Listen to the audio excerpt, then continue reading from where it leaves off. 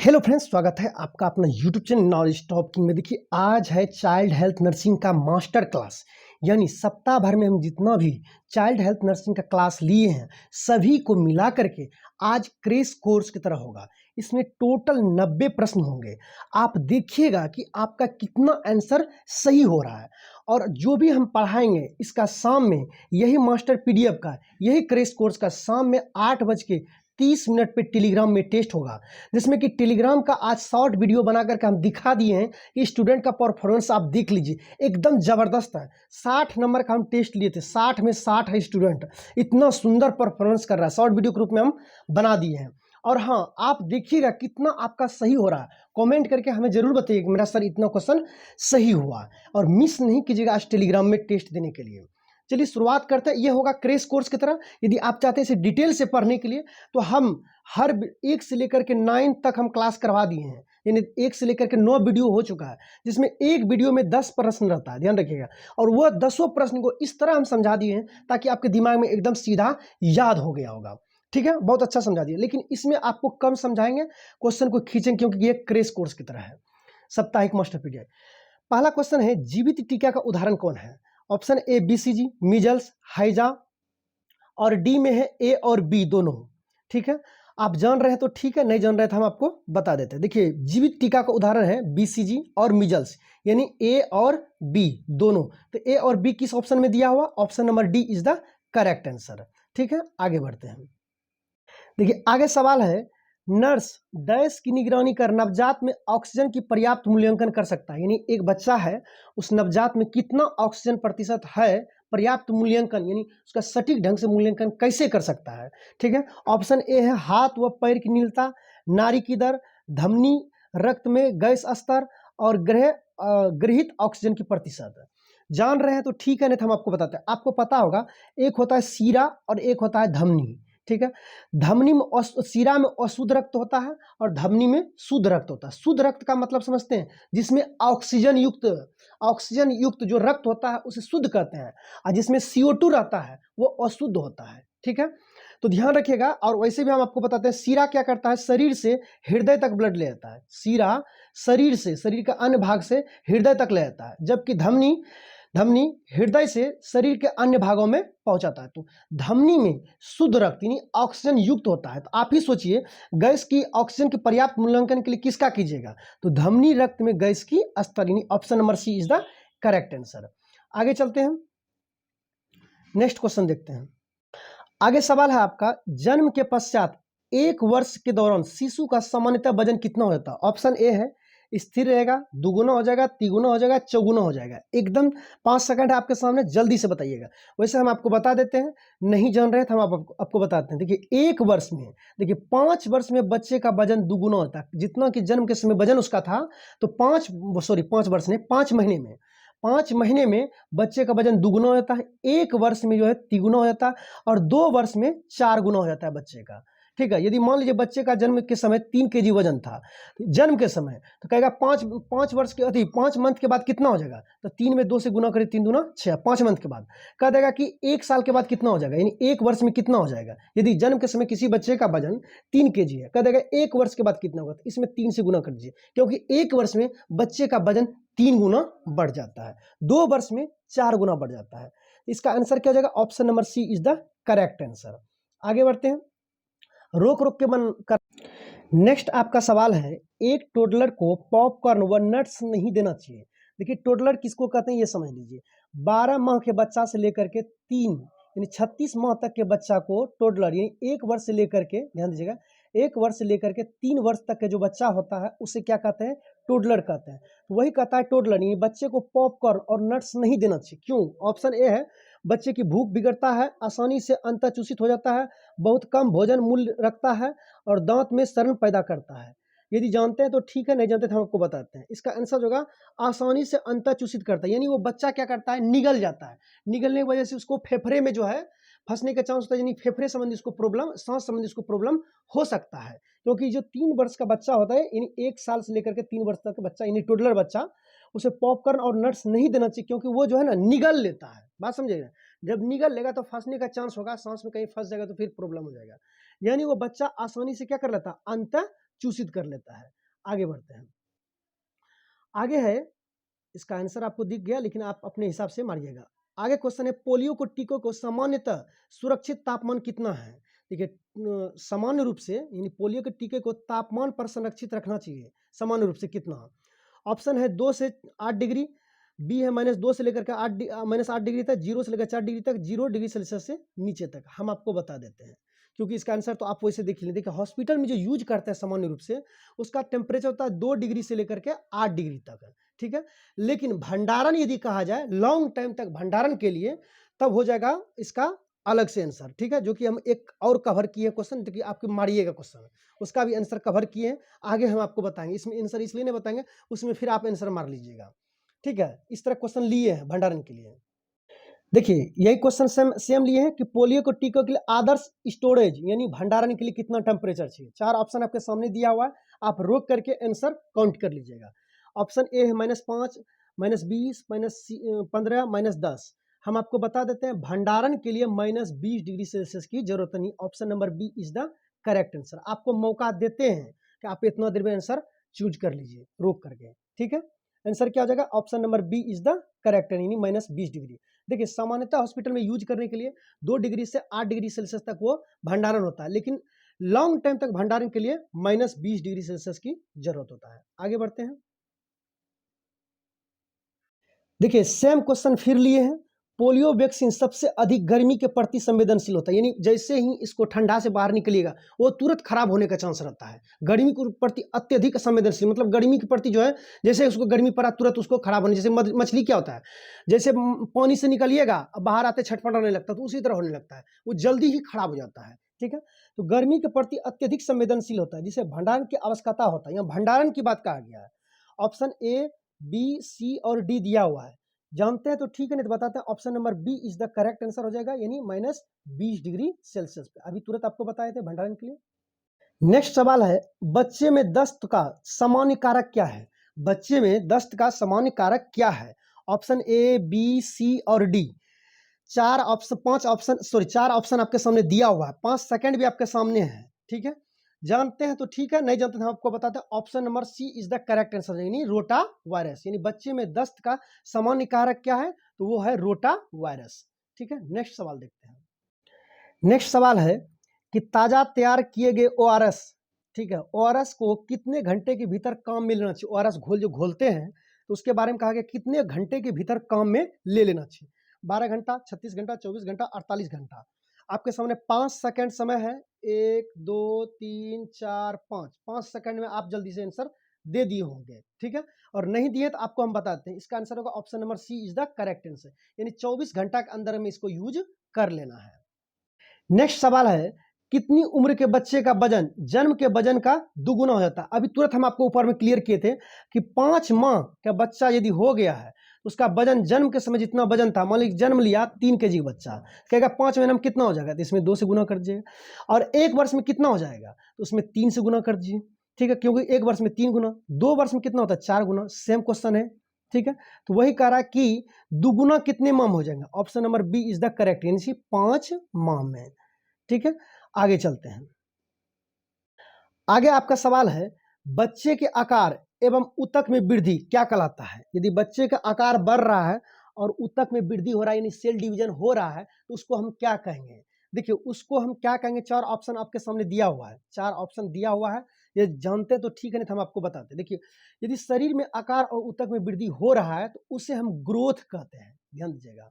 और यदि बच्चा कोई चीज सीख रहा है, कोई चीज को सीख ले रहा है, तब उसे हम डेवलपमेंट कहते हैं। यानी किसी चीज को सीख लेता है तब उसे डेवलपमेंट कहते हैं। और उसके शरीर और ऊतक में वृद्धि हो रहा है तो उसे हम ग्रोथ कहते हैं। यानी option number A is the correct answer.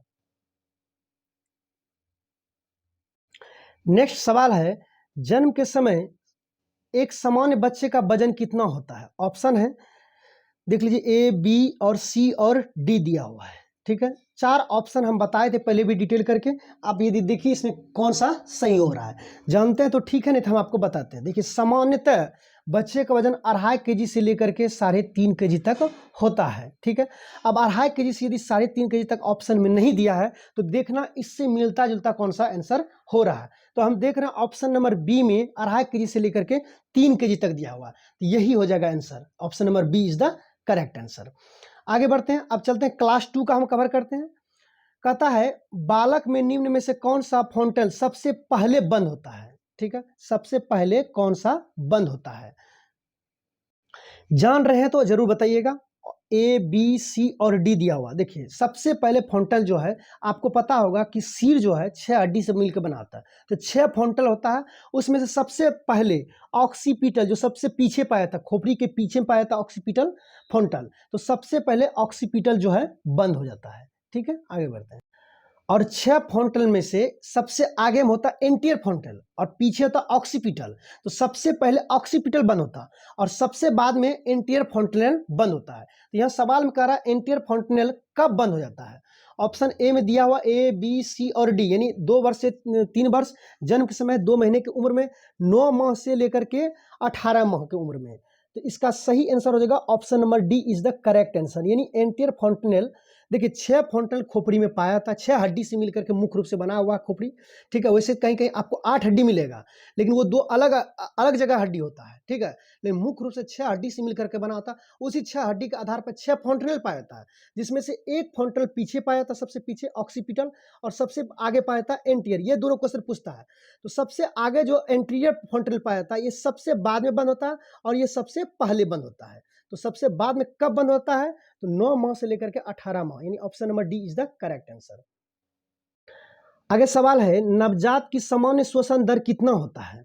इसका आंसर सीधे ऊपर पे दिख रहा है, टेंशन नहीं लीजिए, आप रोक लीजिएगा, जानिएगा इसका आंसर जान रखिए, किसी किसी का आंसर ऊपर में ही टाइप हो गया है। ठीक है, तो इसका आंसर हो जाएगा option number C is the correct answer. 30 से लेकर के 60 प्रति मिनट, यानी एक बार में 30 से लेकर के 60 रेंज है, इसके बीच में जो है वो सांस लेता है छोड़ता है। ठीक, तो नवजात के सामान्य श्वसन दर कितना होता है, 30 से लेकर के 60 प्रति मिनट, यानी एक मिनट में 30 से लेकर 60 का मतलब इसके बीच में मान लीजिए 44, एक मिनट का बच्चा जो है 44 बार ले लेता है। ठीक है, या 40 बार ले लेता है, यानी इसके रेंज में होता है, क्योंकि बच्चा सब ढंकन होता है। ठीक है, तो इसलिए दिया हुआ नवजात का सामान्य श्वसन दर होता है 30 से लेकर के 60 प्रति मिनट। नेक्स्ट सवाल है और बहुत ही जबरदस्त है, कहता है वो कौन से इम्यूनोग्लोबिन है जो प्लेसेंटा को पार कर जाता है। 4 ऑप्शन आपके सामने दिया हुआ, आपको पता होगा कि 5 प्रकार के इम्यूनोग्लोबिन पाए थे। इम्यूनोग्लोबिन यानी एंटीबॉडी। ठीक है, तो कहता कौन सा प्लेसेंटा को पार कर जाता है।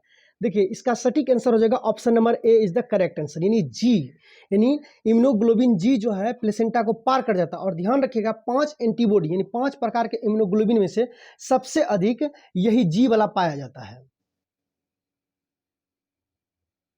तो इसका आंसर क्या हो जाएगा, option number A is the correct answer. एक और यहाँ पे क्वेश्चन पूछता है कि वह कौन सा इम्यूनोग्लोबिन है, 5 प्रकार के इम्यूनोग्लोबिन पाया जाता है। ठीक है, यानी एंटीबॉडी, उसमें से कहता है कि जो सबसे अधिक पाया जाता है वो जी वाला पाया जाता है और यही प्लेसेंटा को पार करके बच्चे के पास जाता है। और वो कौन सा इम्यूनोग्लोबिन है जो माँ के दूध में पाया जाता है, तो इम्यूनोग्लोबिन ए, ध्यान रखिएगा इम्यूनोग्लोबिन ए, दूध वाला आएगा तो आपको समझ में आ जाएगा। तो यहाँ फिलहाल इसका हो जाएगा इम्यूनोग्लोबिन जो प्लेसेंटा को पार कर जाता है, option number A is the correct answer. Next सवाल चलते हैं।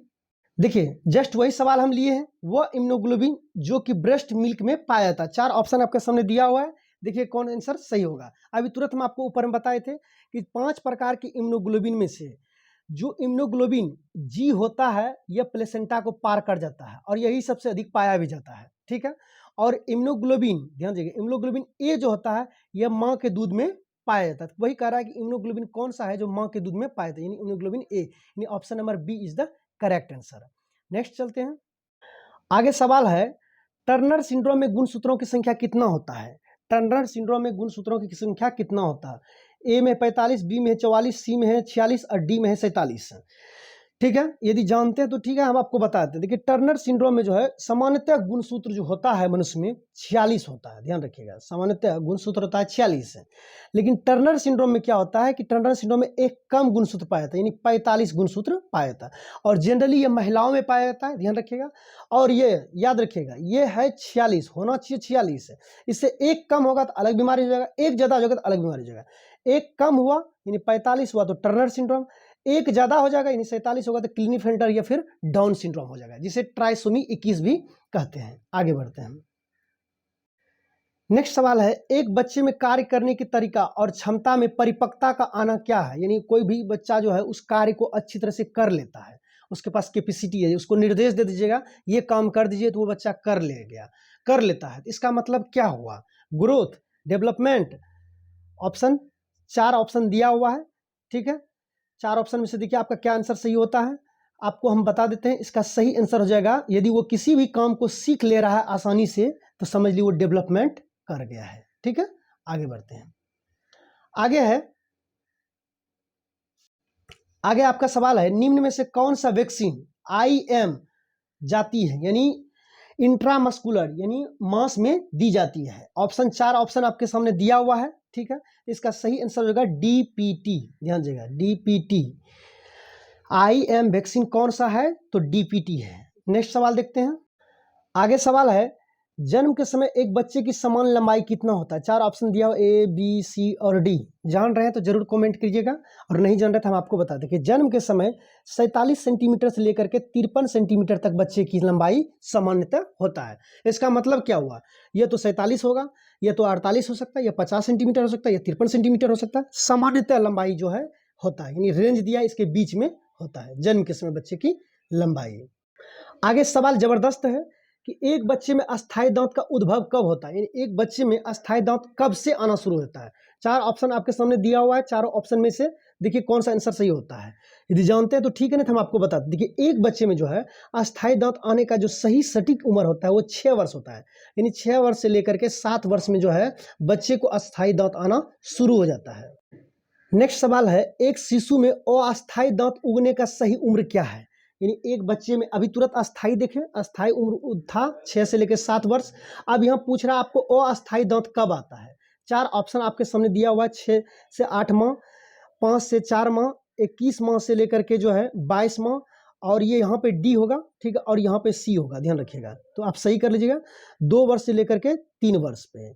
इसका सही आंसर हो जाएगा, इतना देर में आप आंसर मार चुके होंगे, इसका सही आंसर हो जाएगा 6 वर्ष से लेकर के 8 माह में बच्चे को अस्थायी दांत आता है। याद रख लीजिएगा दोनों, बच्चे में अस्थायी दांत 6 माह से लेकर के 8 माह में आता है, और अस्थायी दांत पूछ ले तो 6 वर्ष से लेकर के 8 वर्ष में होता है, ठीक है। यानी 6 वर्ष से लेकर के 7 वर्ष इसी में आ जाता है। 6 वर्ष जब हो जाएगा ना तो उसको अस्थायी दांत आना शुरू हो जाता है, 6 से 7, और जो है अस्थायी 6 से लेकर के 8। दोनों में अंतर है, ये अस्थायी दांत वाला कहेगा तो उसमें वर्ष है, और अस्थायी दांत वाला कहेगा तो मंथ है, क्योंकि ऐसे भी पता है अस्थायी दांत बच्चे को कम उम्र में नहीं आता है। देखिए नेक्स्ट क्वेश्चन जो रिपीट हो गया है, जन्म के समय बच्चे की सामान्य लंबाई कितना होता है? तो अभी तुरंत आपको बताया, option number D is the correct, यानी 47 सेंटीमीटर से लेकर के 53 सेंटीमीटर तक होता है।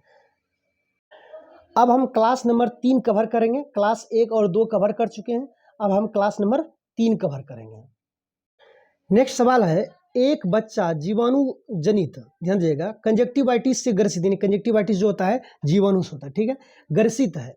एक नर्स उसकी माता को निम्न में से क्या करने के लिए नहीं कहेगा? क्या, यदि मान लीजिए बच्चा कंजक्टिवाइटिस से ग्रसित है तो नर्स क्या सलाह देगा उसकी माँ को, क्या नहीं करना है?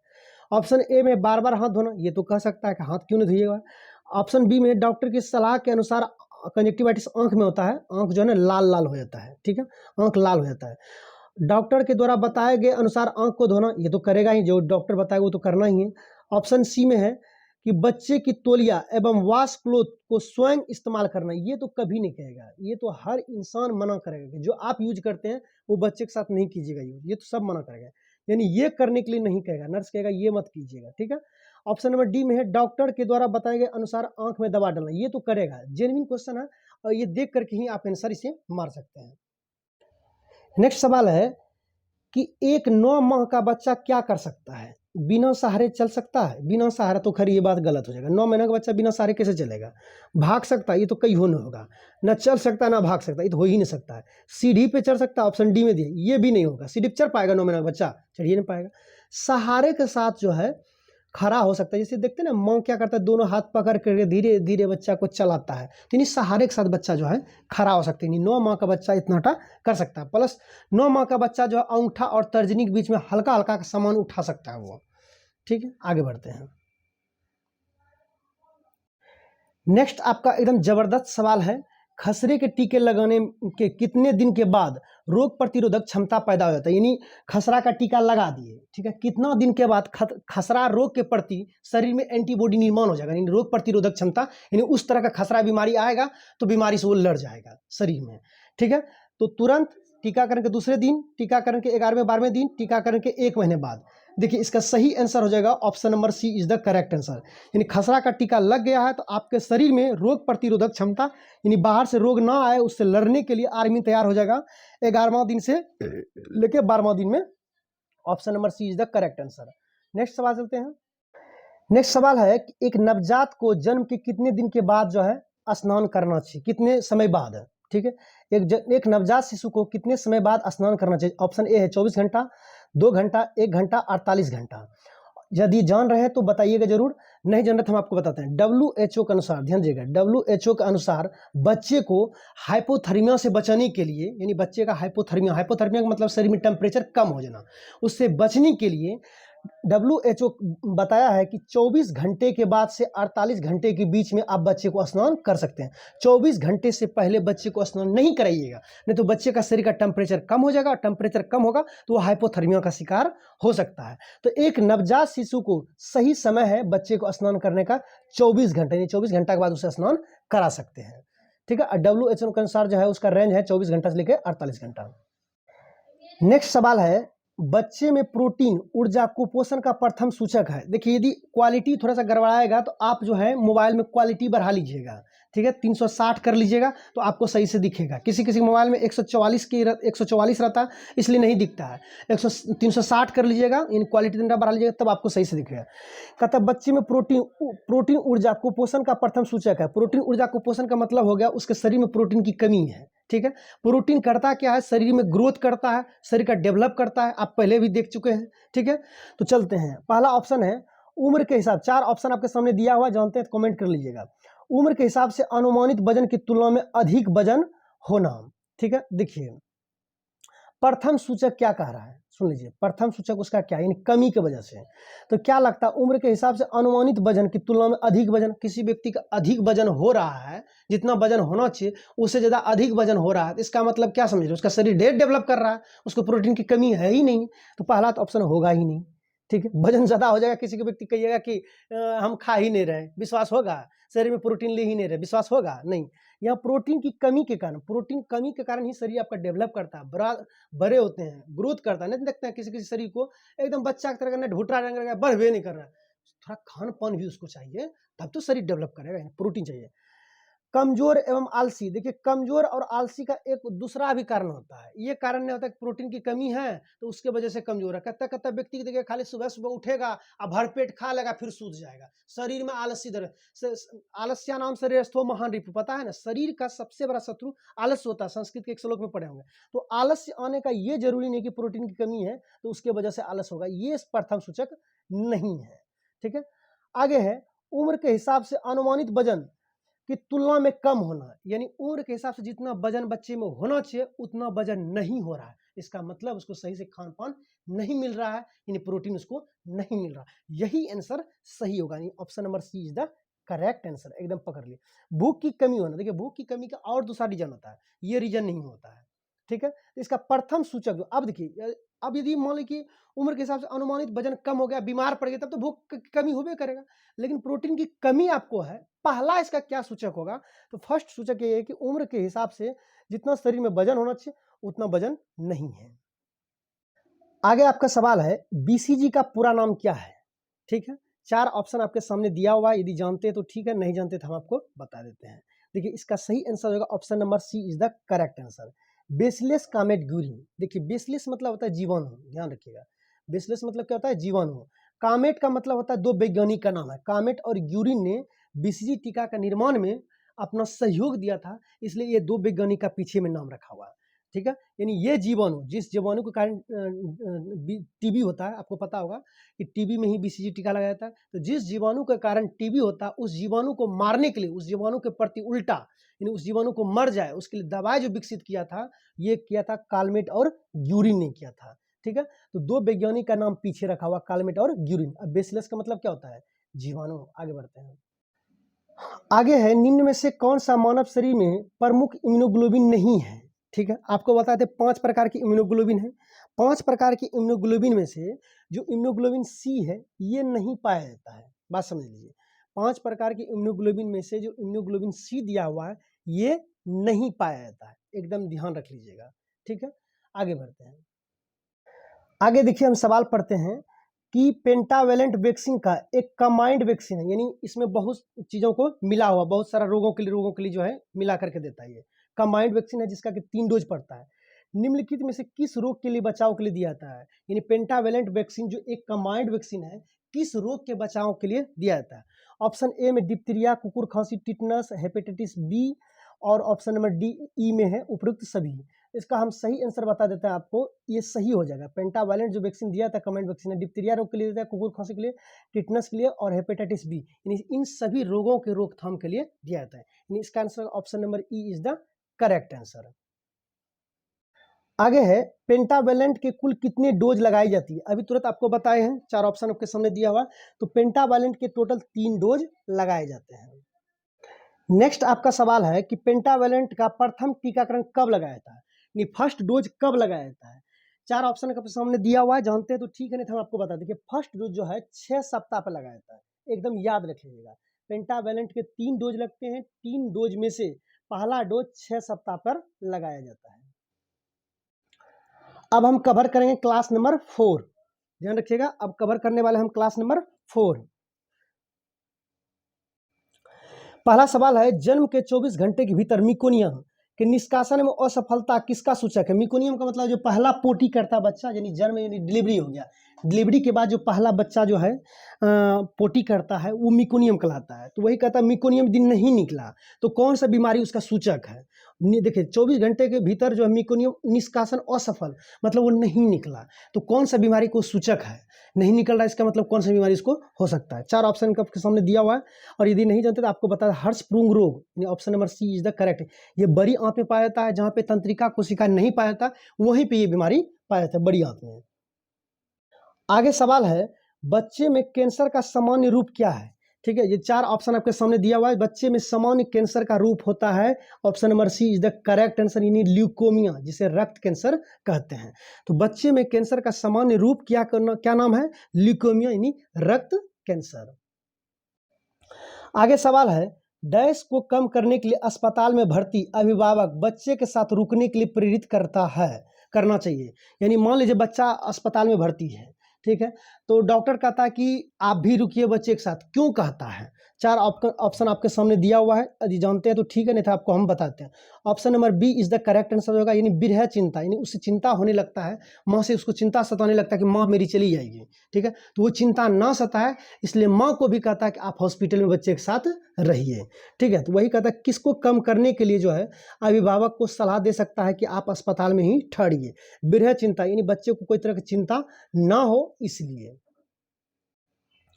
नेक्स्ट सवाल है, शिशु के तापमान के लिए थर्मामीटर कितने समय तक लगा कर रखना चाहिए कांख में। ठीक है, तो कांख में जो है कितना समय तक लगा करके रखना चाहिए।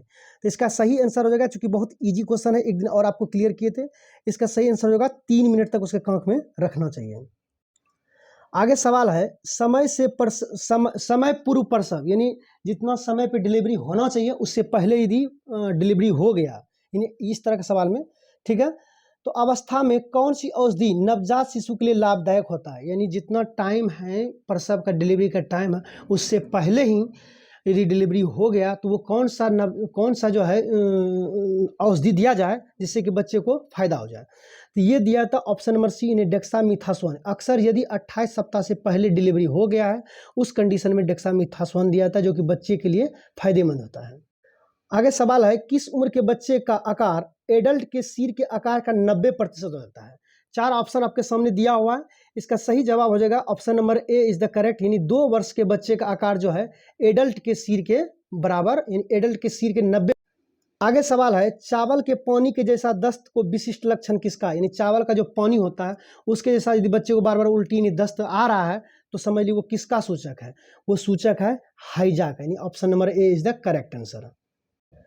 आगे सवाल है, सामान्यतः नवजात के जीवन का प्रथम सप्ताह में कितना वजन खोता है? देखिए, बच्चा जो जन्म लेता है तो प्रथम सप्ताह उस थोड़ा सा वजन उसका खोता है। मान लीजिए बच्चा के जन्म के समय 3 केजी है, तो आज जन्म लिया फर्स्ट दिन, तो 7 दिन के भीतर में कम से कम इसका 5% तक वजन घटता है।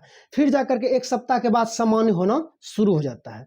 तो वही कह रहा है कि बच्चा यदि जन्म लिया, उसके प्रथम सप्ताह में कितना वजन घट सकता है, ठीक है। तो जन्म पर वजन का 5%, यानी जन्म के समय जितना वजन था उसका 5% घट सकता है। नेक्स्ट सवाल है, TB, diphtheria, whooping cough, tetanus, polio, measles, hepatitis B के विरुद्ध प्राथमिक टीकाकरण की उपयुक्त आयु कितना है? यानी प्राथमिक टीकाकरण कब दिया जाता है? देखिए, आपको बता देते हैं। 4 ऑप्शन आपके सामने दिया हुआ है। 4 ऑप्शन दिया हुआ, चारों ऑप्शन में यदि जान रहे तो ठीक है, नहीं तो हम आपको बता देते हैं।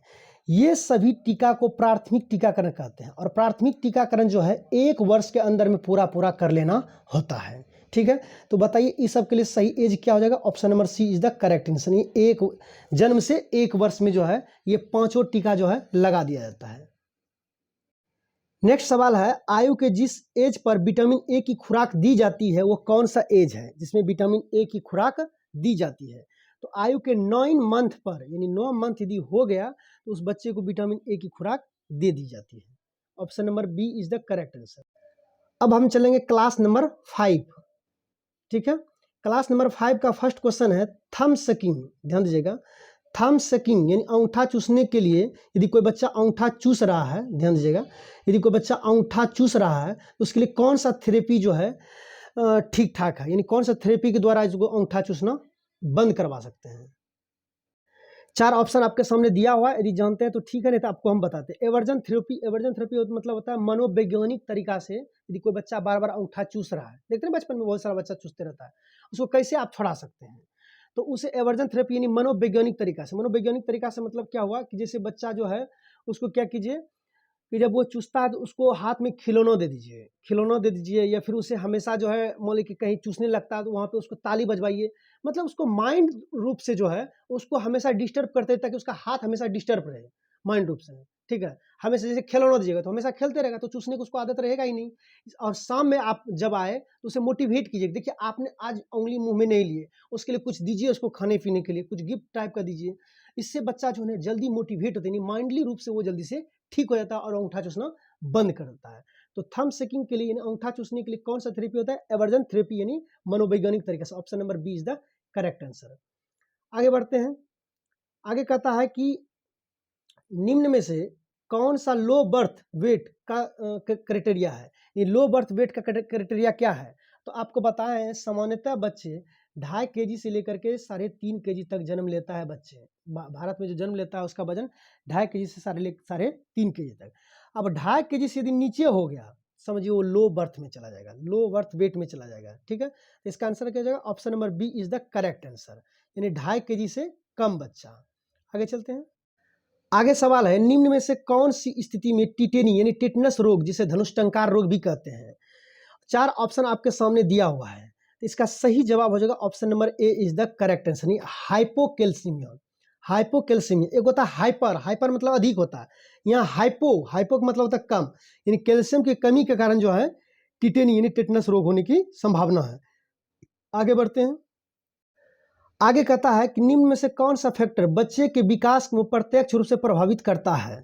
ठीक है, प्रभावित नहीं करता, सॉरी, वो कौन सा फैक्टर है जो बच्चे के विकास में प्रत्यक्ष रूप से प्रभावित नहीं करते, यानी वो दिखता नहीं कि बच्चे में जो है मतलब ग्रोथ हो रहा है या नहीं हो रहा है, प्रत्यक्ष रूप से उसको नहीं दिखेगा। ऑप्शन ए है पिता और माता का फिनोटाइप। देखिए 2 तरह का होता है, एक जीनोटाइप और फिनोटाइप। जीनोटाइप जो जीन के कारण होता है, जीन अनुवांशिक गुण लेके जाता है, वो दिखता नहीं है। फिनोटाइप दिखता है, जैसे माँ का हाइट, पिता का हाइट, जैसे कि माँ जो है छोटी है तो हो सकता है बच्चा माँ के तरफ चला जाए, मतलब माँ के ऊपर चला जाए, बच्चा छोटा है नटा है। हो सकता है पिता और माता का कुछ कुछ गुण जो है दिखाई दे, मान लो कि माँ काला है तो बच्चे में कुछ उसका गुण आ जाए, बच्चा भी काला हो जाए। बात समझ रहे? यानी ये चीज जो है ना आपको दिखेगा, बात समझे ना। तो फिनोटाइप तो ऑलरेडी दिखता ही दिखता है, ये तो प्रभावित करता है बच्चा के विकास में, ये प्रभावित करता है फैक्टर। बच्चे के लिंग आपको पता होगा, बच्चे के लिंग पिता के गुणसूत्र पर डिपेंड करता है, तो कैसे ना आप कह सकते हैं कि पिता के ऊपर डिपेंड करता है। आगे गुणसूत्रीय असमानता, बिल्कुल सही, यदि दोनों का गुणसूत्र असमान हो जाएगा तब तो बच्चा को वही हो जाएगा, क्लिनीफेल्टर हो जाएगा या टर्नर सिंड्रोम हो जाएगा। यानी ये डिपेंड करेगा, यानी दोनों का माँ बाप का गुणसूत्र समान समान जो है 22+y और 22+x समान रूप से जाना चाहिए, यानी 46 पूरना चाहिए। उनमें से कोई भी कमी हो जाएगा तो बच्चे के ऊपर असर पड़ सकता है। यानी ये सब दिखता है, फिनोटाइप दिखता है, लिंग दिखता है। अब कहता है पिता के व्यवसाय, क्या जरूरी है कि जो पिता व्यवसाय कर रहे हैं बच्चा वही व्यवसाय करेगा, वही चीज़ उसमें गुण आ जाएगा? ऐसा नहीं होता है। बच्चा जन्म लेने के बाद वो अपना पढ़ता लिखता है और वो अपने ढंग से डेवलप करता है। यदि पिताजी उसको उसी धंधा में दे देंगे तब तो वो सीख सकता है, लेकिन बिना सीखे होता है क्या? डायरेक्ट प्रभाव पड़ता है कि बच्चा यही है, बाप यही है तो वही होगा? नहीं होगा। यानी option number D is the correct answer.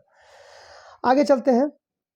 आगे कहता है कि किस उम्र में बच्चा सर्वप्रथम सहारे के साथ जो है बैठना शुरू कर देता है? देखिए सहारे के साथ जो बैठना शुरू कर देंगे, सहारा थोड़ा सा दीजिएगा तो वो थोड़ा थोड़ा बैठना शुरू कर देगा। तो 5 माह पे जो बच्चा सहारे के साथ थोड़ा थोड़ा बैठना शुरू। नेक्स्ट सवाल है, यदि एक गर्भवती माँ मिक्सिडिमा से ग्रसित है तो उसके अंदर पल रहे शिशु में क्या प्रभाव देखने के लिए मिलता है? 4 ऑप्शन आपके सामने दिया हुआ। देखिए आपको बताते हैं, मिक्सिडिमा का मतलब होता है यदि किसी के शरीर में थायराइड हार्मोन की कमी हो रहा है, ध्यान दीजिएगा, थायराइड हार्मोन की कमी है तो थायराइड हार्मोन की कमी के कारण ही जो है मिक्सिडिमा होता है। तो माँ यदि थायराइड से ही ग्रसित है, यानी मिक्सिडिमा का मतलब उसके शरीर में थायराइड की कमी है। अब जब थायराइड की कमी हो जाएगा तो ऑटोमेटिक है क्या, थायराइड ग्रंथि सही से डेवलप नहीं किया हुआ है, थायराइड हार्मोन सही से उत्सर्जित नहीं कर रहा है। बात समझिए, थायराइड हार्मोन जो है सही से सर्विस नहीं कर रहा है तो ऑटोमेटिक है उसके अंदर में जो बच्चा जो पल रहा है, गर्भ में पल रहा है, उसको थायरॉक्सिन हार्मोन की क्या हो जाएगी, कमी हो जाएगी, यानी थायराइड हार्मोन की कमी हो जाएगी। थायराइड ग्रंथि होता है जो कि थायरॉक्सिन नामक हार्मोन स्रावित करता है। तो यहाँ थायराइड हार्मोन दिया, इससे कोई टेंशन लेने की जरूरत नहीं है, ठीक है। तो मिक्सिडिमा का मतलब हो रहा है कि उसके अंदर में थायराइड हार्मोन की कमी है। जब माँ में ही थायराइड हार्मोन की कमी है तो बच्चे में ऑटोमेटिक थायराइड हार्मोन की कमी ही होगा। मिक्सिडिमा से जो ग्रसित होता है वो थायराइड हार्मोन से कमी से जूझता है। नेक्स्ट सवाल है, न्यूनेटल सेप्टिसीमिया यानी नवजात सेप्टिसीमिया से ग्रसित नवजात के ब्लीडिंग को रोकने के लिए क्या करना चाहिए? देखिए ये सेप्टिसीमिया होता कैसे, पहले ये जान लीजिए। ब्लड संक्रमण के कारण होता है, ब्लड संक्रमण के कारण जो है सेप्टिसीमिया होता है। यदि बच्चे का ब्लड संक्रमित हो गया है तो उस कंडीशन में बच्चे का ब्लड जल्दी जमता नहीं है, तो उसे रोकने के लिए क्या करना चाहिए? आपको पता होगा विटामिन के जो है इंजेक्शन आता है जो ब्लड को रोकने के लिए काम होता है। वैसे हम आपको बताते हैं कुछ ऐसे भी विटामिन है वो भी ब्लड जमने में मदद करता है, लेकिन मुख्य रूप से विटामिन के है जो ब्लड को जमने में मदद करता है। तो वही कह रहा है कि न्यूनेटल सेप्टिसीमिया नवजात सेप्टिसीमिया मतलब होता है उसका ब्लड जो है इन्फेक्टेड हो गया है, ठीक है। तो उस कंडीशन में ब्लडिंग को रोकने, मतलब ब्लड इन्फेक्टेड हो गया और कहीं कट गया, अब ब्लड रुक ही नहीं रहा है, तो उसे रोकने के लिए क्या कीजिएगा आप उपाय? तो 4 ऑप्शन में से आप जो है विटामिन के का इंजेक्शन दीजिएगा और वो बिल्कुल धीरे धीरे ठीक होना शुरू हो जाएगा। आगे सवाल है, kangaroo mother care. Kangaroo mother care का मतलब समझते हैं? कंगारू को देखेंगे अपने बच्चे को जो है थैली उसके पास पाया जाता है, उसी में थैली में रख लेता है। इसका मतलब क्या हुआ, बच्चे और माँ का स्किन टू स्किन क्या रहता है, टच रहता है। इससे बच्चे में टेम्परेचर एकदम मेंटेन रहता है, माँ और बच्चे के प्रति स्नेह प्यार रहता है। तो वही कह रहा है कि कंगारू मदर केयर से क्या होता है, यानी माँ जो है बच्चे के साथ सटा के रखता है अपने छाती में, तो इससे फायदा क्या होता है? देखिए तापमान को बनाए रखते बिल्कुल सही होता है, ठीक है। आगे है ब्रेस्ट फीडिंग में मददगार होता है, जी बिल्कुल सही होता है। माँ और शिशु के बीच जो है अपनापन यानी स्नेह प्यार बढ़ता है, यानी उपयुक्त सही हो जाएगा। Option number D is the correct answer. आगे सवाल है, किस उम्र के एक बच्चा बिना सहारे बैठ सकता है? देखिए यदि दिखता नहीं होगा तो क्वालिटी बढ़ा लीजिएगा। किस उम्र के बच्चे बिना सहारे बैठ सकता है? बिना सहारे, पहले था सहारे, तो सहारे था 5 माह, अब यह कह रहा है बिना सहारे, तो बिना सहारे 8 मंथ में वो बच्चा बैठ सकता है। आगे सवाल है, एक नवजात में 1 व 5 के मिनट पर अपगार 4 है तो कौन सा अनुपयुक्त है? देखिए 1 व 5 मिनट पर अपगार 4 है तो उसके लिए सबसे अनुपयुक्त है, और 4 ऑप्शन दिया हुआ, ये हो जाएगा option number A is the correct answer, यानी श्वसन मार्ग में मेंटल को मेंटेन रखना, श्वसन मार्ग को मेंटेन रखना। Option number A is the correct answer. सभी का हम डिटेल और साफ सुथरा पढ़ा दिए हैं 1 से लेकर के 9 क्लास तक, ये क्रेश कोर्स की तरह चल रहा है। अब हम चलेंगे क्लास नंबर 6 कवर करेंगे, ध्यान दीजिएगा क्लास नंबर 6। पहला सवाल है कि नवजात शिशु में सिर की सामान्य परिधि कितना होता है? आपको हम बता दें, 4 ऑप्शन आपके सामने दिया हुआ है, आपको बता दें 33 से लेकर के 35 सेंटीमीटर तक जो है नवजात शिशु के सामान्य सिर की परिधि होता है जिसमें जन्म लेता है। इसका आंसर क्या हो जाएगा? आंसर नंबर 4 यानी option number D is the correct answer. आगे सवाल है, नवजात शिशु में कौन सा विटामिन का इंजेक्शन लगाया जाता है? इन इंजेक्शन के फॉर्म में रूप में जो लगाया जाता है वो कौन सा लगाया जाता है? इसका आंसर होगा option number B is the correct answer, vitamin K का इंजेक्शन लगाया जाता है, जो कि अभी तुरंत आपको हम बताए थे। आगे सवाल है, नवजात शिशु में शरीर का सामान्य तापमान कितना होना चाहिए? आपको 4 ऑप्शन आपके सामने दिया हुआ, यदि जानते हैं तो ठीक है, नहीं तो आपको हम बता देते हैं। देखिए, नवजात शिशु का सामान्य तापमान जो होना चाहिए वो 36 यानी 36.5 डिग्री से 37.5 डिग्री सेल्सियस तक होना चाहिए। ठीक है, 37.5 डिग्री सेल्सियस तक। तो इसका आंसर क्या हो जाएगा? आंसर हो जाएगा option number B is the correct answer. Next सवाल देखते हैं। नेक्स्ट सवाल है, कहता है कि एक बच्चे का जन्म के समय 3 किलोग्राम है, उसका 5वें महीना कितना वजन होगा? जस्ट ऊपर अभी आप समझाए हैं कि 5 महीने में वजन कितना होता है? दुगुना होता है, यानी इसका आंसर हो जाएगा option number B is the correct answer, 6 kg। आगे चलते हैं, क्रेश कोर्स की तरह चल रहा है। नेक्स्ट सवाल है, नवजात में रक्त की मात्रा कितना होता है? 4 ऑप्शन आपके सामने दिया हुआ है। ठीक है, यदि जानते हैं तो ठीक है, नहीं तो आपको बता देते हैं। नवजात में जो रक्त की मात्रा होता है 80 मिलीलीटर पर वेट, यानी 1 kg यदि बच्चा है तो उसमें कितना ब्लड हो जाएगा? 80 मिलीलीटर। और यदि करेगा 3 kg का बच्चा है तो 8 या 24 कर दीजिएगा, गुना कर दीजिए, यानी 1 kg यदि बच्चा है तो उसमें कितना ब्लड हो सकता है? तो 80 मिलीलीटर हो सकता है। ठीक है, आगे बढ़ते हैं।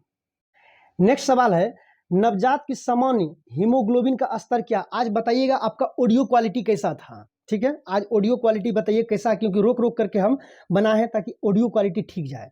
नवजात की सामान्य हीमोग्लोबिन स्तर कितना होता है? 4 ऑप्शन आपके सामने दिया हुआ है। देखिए, इसका सही आंसर हो जाएगा option number A is the correct answer, यानी 17 से लेकर के 20 ग्राम प्रति डेसीलीटर, यानी 1 डेसीलीटर में जो हीमोग्लोबिन का स्तर होना चाहिए वो 17 से 20 ग्राम होना चाहिए। आगे आपका सवाल है कि बच्चे के जन्म का वजन किस उम्र में 4 गुना होता है? अभी तुरंत आपको हम बताए थे 5 महीने में 2 गुना, 1 वर्ष में 3 गुना और 2 वर्ष में 4 गुना। यहाँ 4 गुना कितने मंथ में हो जाएंगे? Option number C is the correct answer, यानी एक क्वेश्चन को कितने तरह से एग्जाम में पूछा है, सारा क्वेश्चन हम कवर किए हैं।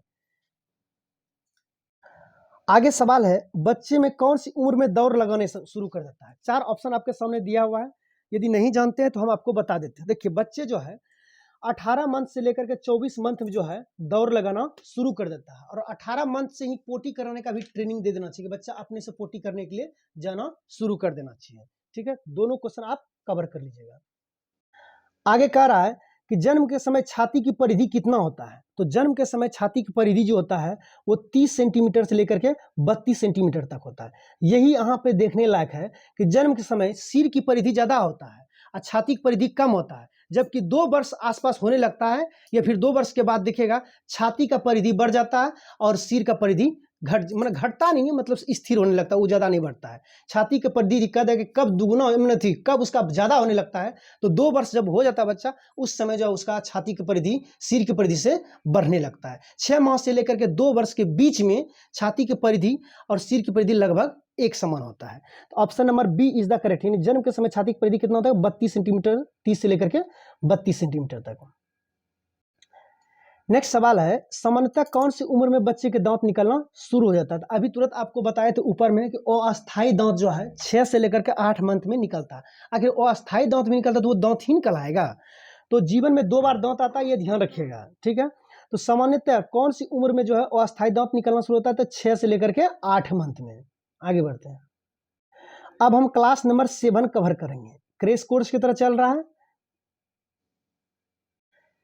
पहला सवाल है कि कौन सी उम्र में बच्चे तर्जनी और अंगूठा के बीच में कोई भी वस्तु पकड़ना शुरू करते हैं? नहीं, छोटा मोटा वस्तु। ठीक है, अंगूठा के जस्ट बगल में जो होता है उंगली, ठीक है, इसी के बीच में से पेन पकड़ते हैं यहाँ पर, अंगूठा और बगल में तर्जनी होता है, तो उसके बीच में कोई वस्तु पकड़ना शुरू कर देता है कितने मंथ के बच्चे? यानी 9 मंथ के यदि बच्चा हो गया है तो छोटा मोटा वस्तु जो है, हल्का फल्का वस्तु जो वो पकड़ना शुरू कर देता है, जो हल्का हल्का रहता है। आगे बढ़ते हैं। नेक्स्ट सवाल है कि कौन सी उम्र में बच्चे को टॉयलेट की ट्रेनिंग देना शुरू कर दीजिए? 4 ऑप्शन आपके सामने दिया हुआ, अभी तुरंत हम आपको बताए थे कि 18 मंथ से लेकर के 20 मंथ तक, ध्यान दीजिएगा, 18 वर्ष से लेकर के 20 मंथ तक का बच्चा जो है दौड़ना शुरू कर देता है। यानी 18 मंथ का यदि हो गया तो बच्चा दौड़ना शुरू कर देता है।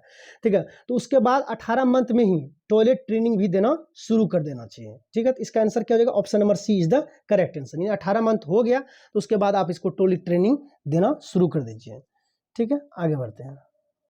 आगे सवाल है, भारत में जन्मे नवजात के सामान्य वजन कितना होता है? तो आपको 4 ऑप्शन सामने दिया हुआ है। तो हम आपको बताए थे कि नवजात का सामान्य वजन 2.5 केजी से लेकर के 3.5 केजी तक होता है। तो ऑप्शन इसमें जो दिया हुआ है उसको आंसर मार दीजिए, option number C is the correct answer. Next सवाल है कि बीसीजी टीका एडमिनिस्ट्रेशन का मार्ग क्या है, यानी बीसीजी टीका कहाँ लगाते हैं? देखिए त्वचा के अंदर, ये अंतःत्वचीय, option number B is the correct है। इसे इंट्राडर्मल भी कहते हैं। तो वही कहता है बीसीजी टीका लगाने का क्या है मतलब मार्ग, तो ये है अंतःत्वचीय यानी त्वचा के जस्ट नीचे, अब 15 डिग्री पे जो है ये इंजेक्शन दिया जाता है, ध्यान रखिएगा।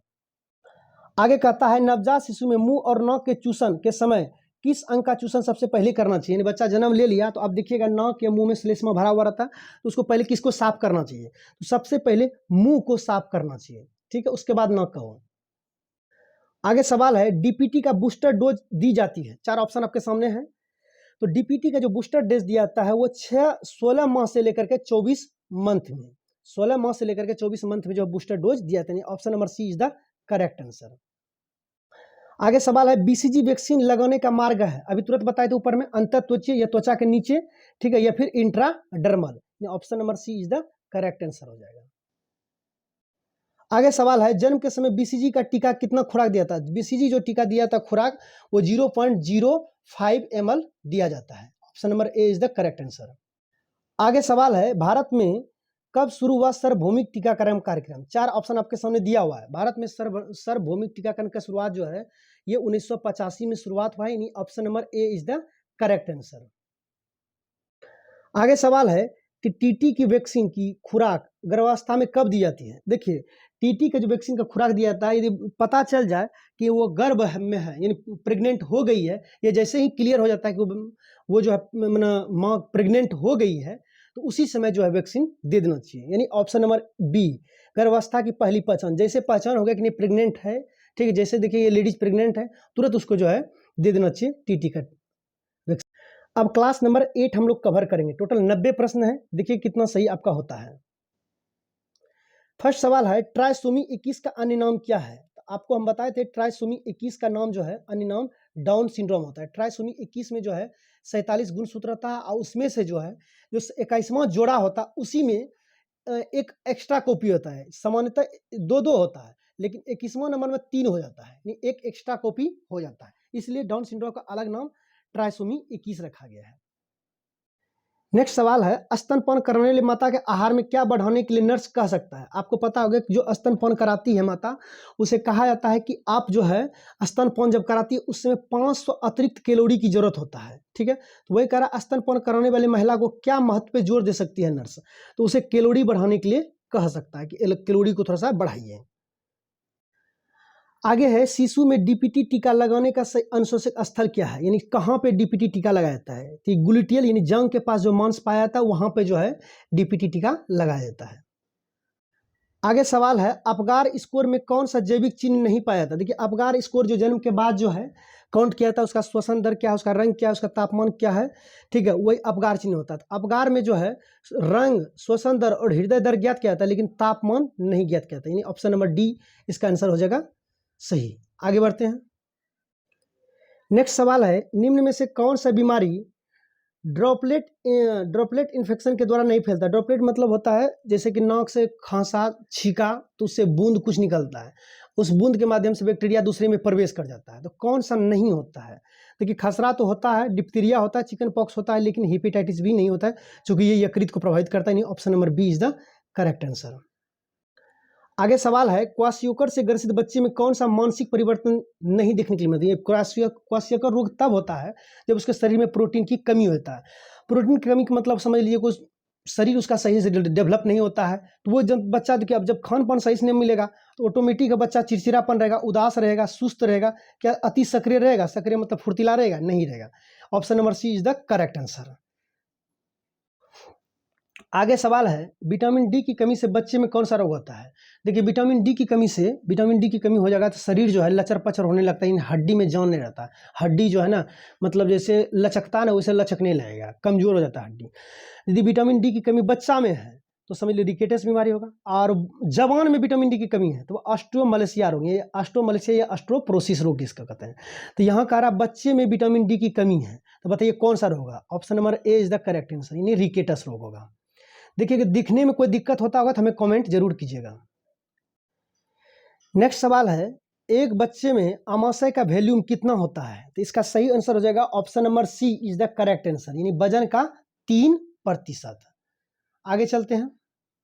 आगे सवाल है, पल्स पोलियो टीकाकरण का प्रथम चरण का शुरुआत कब हुआ था? तो पल्स पोलियो टीकाकरण का जो प्रथम चरण का टीका का शुरुआत हुआ था, ये हुआ था दिसंबर 1995 को। ध्यान रखिएगा, दिसंबर 1995 को जो है पल्स पोलियो टीकाकरण का प्रथम चरण प्रारंभ हुआ था। देखिए ये क्लास नंबर 9 है और ये लास्ट क्लास है, ठीक है। देखिए कितना सही होता है। चलिए देखते हैं, पहला सवाल है, कहते हैं निम्न में से कौन सा रिफ्लेक्स बच्चे में नहीं पाया जाता है? तो option number C is the correct answer हो जाएगा, ठीक है। 4 ऑप्शन आपके सामने दिया हुआ, 4 ऑप्शन में से देखिए मोरो रिफ्लेक्स पाया जाता है, प्यूपिलरी रिफ्लेक्स पाया जाता है, रूटिंग रिफ्लेक्स पाया जाता है, लेकिन ऑप्शन नंबर सी जो है ये रिफ्लेक्स नहीं पाया जाता है। आगे सवाल है, मोरो रिफ्लेक्स किस आयु में गायब हो जाता है? तो मोरो रिफ्लेक्स जो है 3 वर्ष से लेकर के 3 वर्ष से कहते हैं 3 माह से लेकर के 6 माह के बीच में जो है मोरो रिफ्लेक्स गायब हो जाता है, ठीक है। तो इसमें से देखिए ऑप्शन में से क्या हो सकता है? 3 माह से लेकर के 6 माह के बीच में देखिए कौन सा आता है? तो 3 माह से लेकर के 6 माह के बीच में 4 माह से लेकर के 6 माह तक आता है, यानी option number B is the correct answer. Moro reflex कब समाप्त हो जाता है? 3 माह से लेकर के 6 माह में खत्म हो जाता है। तो इसके अनुसार कहाँ हो जाएगा? Option number B is the correct answer. इसका आंसर टाइप करने में गलत हो गया, आंसर जो सी लिखा गया, जो कि सही कर लीजिएगा। आगे बढ़ते हैं। आगे कहता है क्लेफ्ट प्लेट की सर्जरी, यानी नाक के पास जो कटा हुआ रहता है, बच्चे देखिए ना, बच्चा जन्म लेता है उसका नाक कटा फटा रहता है, ठोर कटा फटा रहता है, उसके लिए सर्जरी करने का सही समय क्या है? तो जन्म से 1 से 2 साल के बीच में जो आप उसका सर्जरी करा सकते हैं, कोई दिक्कत नहीं है। आगे कहता है निम्न में से कौन सा कथन गलत है? ठीक है, कौन सा कथन गलत है? कहता है कि ग्रोथ और डेवलपमेंट कंटिन्यू प्रोसेस, बिल्कुल सही है, दोनों कंटिन्यू होता है। ह्यूमन बीइंग एक विकास पैटर्न का फॉलो करता है, बिल्कुल सही है। मानव के शरीर के विभिन्न ऊतक अलग अलग दर से वृद्धि करता है, बिल्कुल सही है। प्रत्येक व्यक्ति का ग्रोथ पैटर्न अद्वितीय है, यानी सबका अलग अलग है, ये गलत है। Option number D is the correct. अद्वितीय मतलब जिसका एक जो पैटर्न उसका है वो पैटर्न दूसरे से मैच नहीं करेगा, यानी यूनिक, ऐसा थोड़ी होता है। Option number D is the correct answer. आगे है निम्न में से कौन सा वार्म चेन का तत्व नहीं है? यानी डिलीवरी के समय जो है बच्चा में हाइपोथर्मिया का शिकार नहीं हो, 10 तरह का स्टेप होता है, इसमें 10 स्टेप में से बताया गया है कि कौन सा नहीं होता डिलीवरी के समय। देखिए डिलीवरी रूम का तापमान 25 डिग्री सेल्सियस से अधिक होना चाहिए, बिल्कुल सही। 25 डिग्री सेल्सियस, जैसे बच्चा का डिलीवरी करा रहे हैं उस समय जो है वैसा रूम में कराइए जहाँ पे 25 डिग्री सेल्सियस से अधिक टेम्परेचर हो, ताकि बच्चे में हाइपोथर्मिया का शिकार नहीं हो। माँ और शिशु के बीच स्किन टू स्किन कनेक्ट रहे, स्किन टू स्किन कनेक्ट रहेगा तो बच्चे में जो है टेम्परेचर बरकरार रहेगा, टेंशन नहीं रहेगा। बच्चे को जन्म के तुरंत बाद स्नान करना चाहिए, तो गलत बात है, तुरंत नहीं करना चाहिए। आपको पता होगा 24 घंटे से लेकर 48 घंटे के बाद जो है इसे करा सकते हैं WHO के अनुसार। इसका कहता कौन सा सही नहीं है, वार्म चेन के लिए कौन नहीं है? तो ये हो जाएगा option number C is the correct answer हो जाएगा। आगे सवाल है निम्न में से कौन सा कथन सत्य है? देखिए कौन सा कथन सत्य है, इसका आंसर बताते हैं। आप 4 ऑप्शन देख लीजिए, ABCD। थोड़ा लंबा वीडियो हो जाता है, थोड़ा थक जाते हैं बनाते बनाते। इसका सही जवाब हो जाएगा ऑप्शन नंबर डी, ठीक है। ये कथन सही नहीं है। 2 वर्ष के ऊपर में चेस्ट और जो है हेड सर्कमफ्रेंस जो है समान होता है, ऐसा नहीं होता है। जब 2 वर्ष के करीब करीब होने लगता है तो उस समय जो है चेस्ट जो है बड़ा होने लगता है और हेड सर्कम की वजह से जो है मतलब सिर से ज़्यादा बड़ा क्या होने लगता है, चेस्ट। आगे बढ़ते हैं। आगे सवाल देखते हैं, कहता है कि एक स्वस्थ बच्चा में सिर और छाती की परिधि लगभग कितने आयु में बराबर हो जाता है? तो इसका सही जवाब हो जाएगा 9 माह से लेकर के 12 माह में जो है सिर और छाती का लगभग जो है बराबर हो जाता है, ठीक है। आगे चलते हैं। आगे सवाल है कि किस उम्र का बच्चा जो है स्मॉल ऑब्जेक्ट यानी छोटी छोटी वस्तु को जो है इंडेक्स फिंगर जो तर्जनी उंगली होता है और अंगूठा के बीच पकड़ना शुरू होता है, जिसे कलम पकड़ते हैं, अंगूठा के बगल में जो उंगली है उससे दोनों मिला करके वो धीरे धीरे किसी वस्तु को उठाना शुरू कर देता है। तो 9 महीना का जब बच्चा हो जाता है, option number C is the correct answer हो जाएगा। 9 महीना का बच्चा हो जाएगा तो छोटी छोटी वस्तु को जो है पकड़ना शुरू कर देता है। नेक्स्ट सवाल देखते हैं, कहता है ब्रेस्ट मिल्क में पाए जाने वाला फीडस फैक्टर कौन सा है, ठीक है, जिससे कि बैक्टीरिया ग्रोथ करता है। देखिए बताते हैं, इसमें जो है बिफिडस फैक्टर जो है बैक्टीरिया के ग्रोथ के लिए जो सहायक होता है वो है लैक्टोबैसिलस, ठीक है। लैक्टोबैसिलस जो है ब्रेस्ट मिल्क में पाया जाने वाला जो बिफिडस फैक्टर होता है वो बैक्टीरिया किस बैक्टीरिया के ग्रोथ में मदद करता है? तो लैक्टोबैसिलस। आगे बढ़ते हैं। आगे सवाल है शिशु में शिशु के शरीर में द्रव की मात्रा कितना होता है? देखिए शरीर में सामान्यतः यदि देखा जाए एक वयस्क में या सामान्यतः शरीर में देखा जाए तो 65 से लेकर के जो है 80% तक जल पाया जाता है। यहाँ शिशु के बारे में पूछा गया तो शिशु में जो है 75% तक जो है जल द्रव पाया जाता है। तो full to full question 90 question हम करा दिए। अब बताइएगा टोटल कितना सही हुआ कमेंट करके।